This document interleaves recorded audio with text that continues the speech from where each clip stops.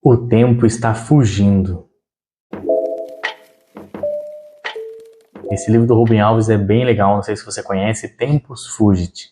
E ele fala um pouquinho sobre essa questão de como nós podemos pensar, olhar, a questão do aproveitar o tempo, né? E essa passagem dela também. Mas antes, deixa eu deixar aqui para você um convite, talvez, né? Vamos deixar assim, para que você acompanhe o meu Instagram, @CuraChiquePsicologia. Estou sempre postando alguns conteúdos relacionados a cuidados paliativos, psicologia hospitalar, luto, bioética, esses assuntos que são relacionados, né? E lá eu faço alguns posts, alguns textos, alguns reels sobre esses conteúdos. E se você gosta, já aproveita aí para ir lá acompanhar também e indica para alguém que você acha que pode fazer sentido esse conteúdo. Se inscreve também aqui no canal para que você possa acompanhar essas aulas, né? Como eu falei, assim, a ideia é compartilhar conteúdos que façam sentido para você. Lá no Instagram talvez eu não consiga aprofundar tanto, mas a ideia é que eu possa fazer algumas ações que ajudem a aproximar você dessa realidade do cuidados paliativos. Então, por exemplo, lá no Instagram, toda terça-feira eu posto uma vinheta clínica, um caso, para ajudar a amadurecer o raciocínio clínico em cima dessa questão dos cuidados paliativos, desse tipo de atendimento que nós podemos fazer, né? E toda quinta-feira aqui no canal nós temos uma aula nova, então, sobre esses assuntos, certo? E hoje eu quero falar com você sobre o tempo, ou melhor, sobre a fuga do tempo. Bom, eu vou começar te dizendo assim, não sei se é só você, se sou eu, se você conhece alguém, talvez, mas parece que o tempo está voando, não é mesmo? Olha só, hoje já é dia 25, tem ideia? Faltam 6 dias, menos de uma semana aí, para a gente poder entrar no meio do ano de 2023. Não parece que era agora que a gente estava vivendo ali o Réveillon, né? A virada do ano. Parece que o tempo está voando. A semana passa que você nem percebe, né? O ano voa e você, poxa, tem tantas coisas que você quer alcançar, fazer, projetos, e parece que não dá tempo, faltam horas no seu dia, não é mesmo? Eu vou te dizer, talvez até você que está me ouvindo, talvez você sinta culpa, cobrança por não render tudo que você poderia, por não ter todas as horas que você poderia ter para fazer ainda mais. Mas eu vou te contar uma história sobre o tempo.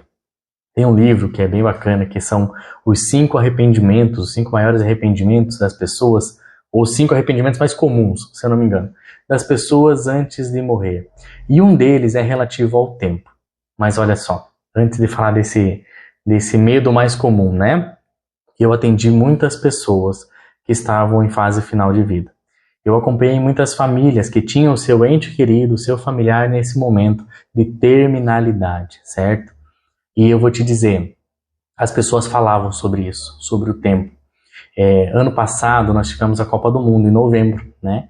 Em novembro, e aí final do ano. E lá em janeiro, eu lembro que lá em janeiro eu atendi um paciente e ele falou sobre isso. Ele falou assim, o médico falou que eu tenho uma sobrevida, um tempo estimado. Ele falou, eu entendo que não é uma garantia, mas há uma previsão de até 6 meses de vida. E aí eu olhei para ele e falei, tá, e aí? O que isso te diz? Como que você vê isso? E ele olhou para mim e falou, eu não vou ver a Copa do Mundo. Olha isso. De tudo que poderia surgir, mas essa questão do tempo, da percepção do tempo, quando ele falou, peraí, 6 meses? A Copa do Mundo é no final do ano. E ele disse pra mim, eu sempre assisti todas as Copas, eu adoro, eu sou fissurado em Copa do Mundo, aquele clima, eu participava das festas e assistia os jogos.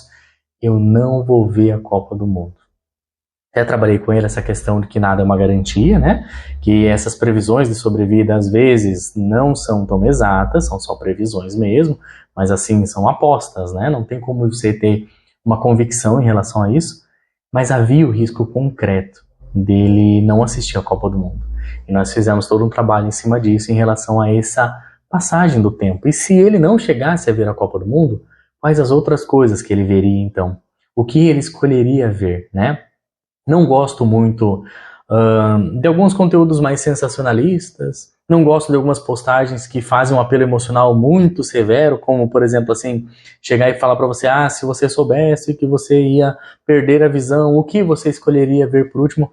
Acho isso desnecessário, acho isso um apelo emocional desgastante muitas vezes, mas eu acho que, por exemplo, quando ele descobre que ele não ia ter todo o tempo do mundo, ninguém tem, mas ele percebeu isso de forma concreta, Quando ele percebeu que ele não ia assistir a Copa do Mundo, eu instiguei ele a pensar então o que ele queria ver. Não vendo a Copa do Mundo, o que ele queria ver. Então essa nossa relação com o tempo, ela vai passar por uma responsabilização, por um protagonismo. Por muito tempo, nós enquanto sociedade, nós vivemos uma sociedade do cansaço em que nós temos que produzir, fazer, ganhar, né, vencer, e potência, e todas as nossas potências. E nós não somos acostumados a parar para pensar, para refletir se aquilo tudo que nós estamos fazendo está de acordo com os sentidos e propósitos da nossa vida, né? Então, muitas vezes, grande parte das pessoas vivem nesse automatismo, nesse automático. A gente vive no automático. A gente começa a segunda-feira já esperando pela sexta, porque lá na sexta eu vou ser feliz.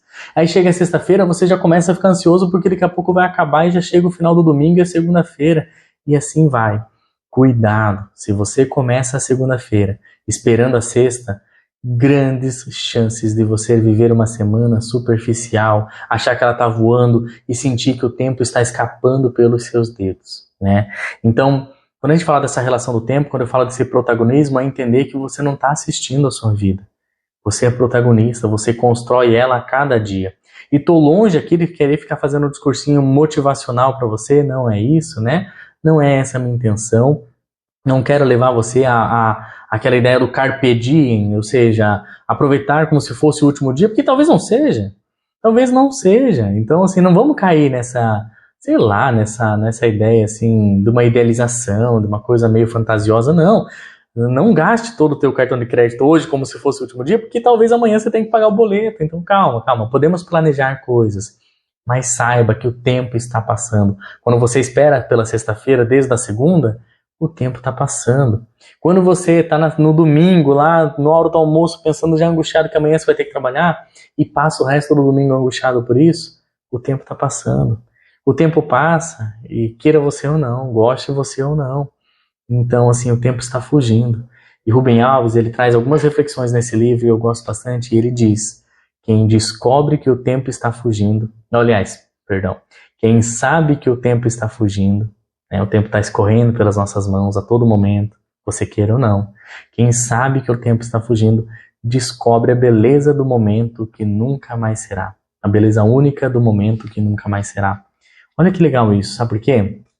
Isso, espero muito que isso não nos leve a um lugar de angústia, do tipo, nossa, esse tempo não volta mais. Esse tempo não volta mais, e se não volta mais, como que eu me responsabilizo por ele, né? Então, assim, eu sei que você tem que trabalhar, e no trabalho, e na vida, a gente não faz só o que a gente gosta, tem hora que a gente está fazendo coisa que é chata, que você não gosta, que você não curte, mas ainda assim isso é também a sua vida. Então as suas escolhas, o teu jeito de aproveitar, de gerir o teu tempo, ele reflete, ele está coerente com os seus valores, com aquele lugar que você diz que quer chegar, né? Esse é um ponto para a gente pensar. Sabe por quê? Voltando lá no meio do mais comum, eu atendi muita gente que estava no final de vida, né? E uma vez, quando eu estava lá trabalhando ainda, né, no hospice, veio uma reportagem, um canal de televisão veio fazer uma reportagem conosco, falar sobre a instituição, sobre o trabalho que era feito ali.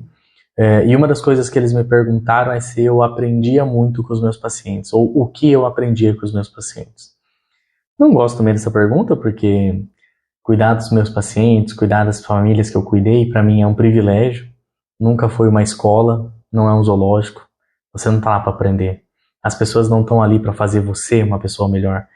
Você não olha o sofrimento do outro para dizer assim, agora eu cresci porque eu vi outra pessoa no abismo ou no buraco do sofrimento. Não, né? Eu acho que isso é uma visão muito egocentrada, muito egocêntrica. Uma vez, desculpa, estou fazendo aqui associações livres, estou indo para vários lugares, mas é porque acho que faz sentido. Uma vez, eu lembro que eu estava trabalhando também ainda no hospital, e a gente se deparou com uma postagem no Facebook de alguém, um familiar de algum paciente, que foi levar o paciente para algum procedimento, e enquanto ele aguardava lá fora do hospital, ele tirou uma foto da frente do hospital com os pacientes passando. Os pacientes andando, com a bolsinha, com a colostomia, com a bolsinha do xixi, né, ou enfim, sendo apoiado por algum familiar, e postou a seguinte legenda, dizendo assim: se você acha que você tem problema, se você acha que tua vida tá ruim, venha, sente aqui na frente desse hospital, fique olhando aqui uns minutos esses pacientes e aí você vai saber qual é o problema de verdade. Eu acho isso uma coisa tão desumana. Nós acionamos, né, o setor de marketing do hospital, o jurídico. Eu acho isso de uma abordagem tão desumana. É tratar as outras histórias, as outras biografias como se elas fossem coisas, objetos ou coisas que você pudesse usufruir, usar. O pior, né, triste da vida, que precisa ver outra pessoa no fundo do sofrimento, no abismo da angústia, para dar valor para a sua própria vida. Você precisa ver alguém muito pior do que você, para daí você saber que a tua vida tem valor? Que triste, que vida limitada, não é verdade? Eu não acho que é sobre uma escola, não acho que você vai lá para aprender. Eu nem acho que as pessoas que estão doentes ou não estão vivem melhor ou pior que umas às outras, isso não é parâmetro.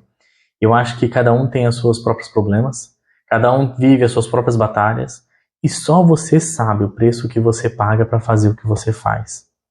Você faz o que você faz, você está no seu lugar fazendo, lidando. Talvez você não tenha um câncer, mas você tem outros problemas. E só você sabe o preço que você paga para fazer o que você faz. Então, dito isso, assim, não gosto de pensar que isso, é uma grande escola. Não é. Não é porque não é zoológico, porque você não está ali para ficar observando, para ficar aprendendo, porque não é nem sobre mim. Esse momento é sobre o outro, né? E eu me sinto um privilegiado de poder ter a permissão de participar de um momento tão importante para aquelas pessoas. Eu falo isso e falo de coração, assim.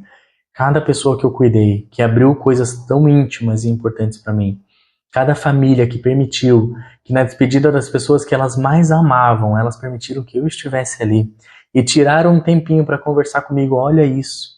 Aquelas pessoas tinham pouquíssimo tempo com seu ente querido e elas tiraram desse tempo precioso para conversar comigo. Como que eu não vou tratar esse tempo como algo sagrado, até eu diria, sabe? E aqui vai um recado para você, acadêmico, profissional de saúde. O atendimento não é sobre você. Não é sobre você. Eu fui lá e fulano não quer conversar comigo.